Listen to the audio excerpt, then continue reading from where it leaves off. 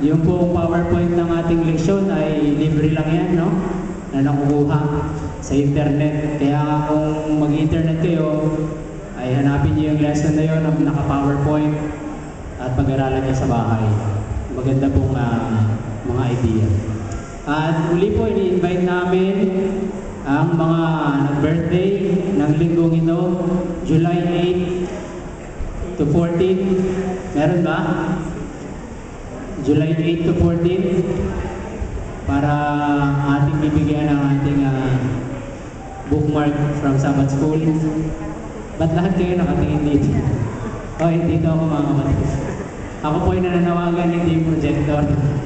July 8 to 14, meron po? Wala talaga. So kung wala, ay dyan po natin tinatapos ang ating Sabbath School lesson at ang sa ating Sabbath School service.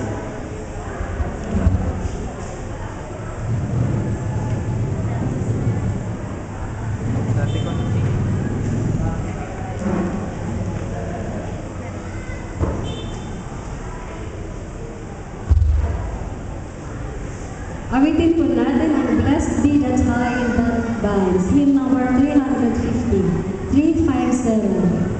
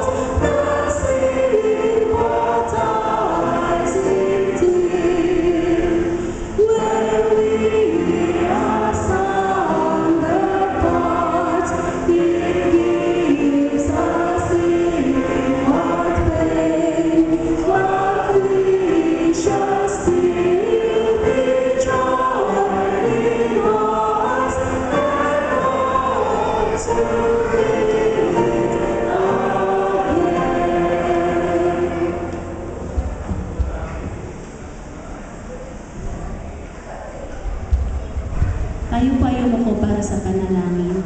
Ama naming banal at makapangyarihan sa lahat, maraming salamat po sa mga ito na pinagkaloob po sa amin at sa mga banal na salita namin na pakinggan. Nawa po ito po yan ang maitanim sa aming puso at isipan.